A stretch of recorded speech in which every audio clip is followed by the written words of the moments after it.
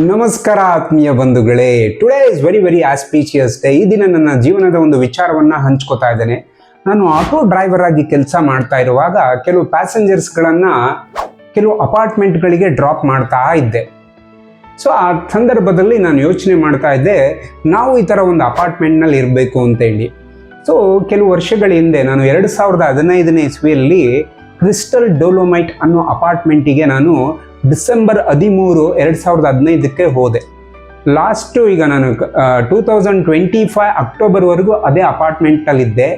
ಈಗ ಕೂಡ ನಾನು ಮತ್ತೊಂದು ಎಲೈಟ್ ಬ್ರೂಕ್ವೆಲ್ ಅನ್ನುವಂಥ ಒಂದು ಅಪಾರ್ಟ್ಮೆಂಟ್ನಲ್ಲಿದ್ದೀನಿ.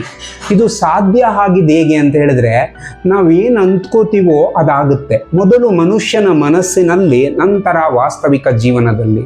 ಸೊ ಹಾಗಾಗಿ ನಮಗೆ ಏನು ಬೇಕಾಗಿದೆ ಅದನ್ನು ನಾವು ಅಂದ್ಕೊಂಡು ಅದಕ್ಕೆ ಏನು ಬೇಕೋ ಆ ಒಂದು ಸ್ಟೆಪ್ಗಳನ್ನು ತೆಗೆದುಕೊಳ್ಳುವುದರ ಮೂಲಕ ನಾವು ಅಂದ್ಕೊಂಡಿದ್ದನ್ನ ಸಾಧನೆ ಮಾಡಲಿಕ್ಕೆ ಸಾಧ್ಯ ಅಂತೇಳಿ ನಾನು ಸ್ವಂತ ಅನುಭವವನ್ನು ಮಾಡ್ಕೊಂಡಿದ್ದೇನೆ.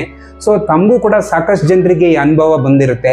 ಯಾರಿಗೆಲ್ಲ ಈ ಥರ ಅನುಭವ ಆಗಿದೆ ದಯಮಾಡಿ ಶೇರ್ ಮಾಡಿ ಹಾಗೂ ಕಮೆಂಟ್ಸನ್ನು ಹಾಕಿ, ಮತ್ತು ಸಾಧ್ಯ ಆದರೆ ನನ್ನನ್ನು ಭೇಟಿ ಮಾಡಿ SRK ಟೆಂಪಲ್ ಆಫ್ ಫಾಲ್ಸ್ ಸಂಸ್ಥೆಗೆ ಕೂಡ ವಿಸಿಟ್ ಮಾಡಬೇಕಂತೇಳಿ ತಮ್ಮಲ್ಲಿ ಪ್ರಾರ್ಥನೆಯನ್ನು ಮಾಡ್ಕೋತೀನಿ. Thank you and love you. ನಮಸ್ತೆ. ಜೈ ರಾಮಕೃಷ್ಣ.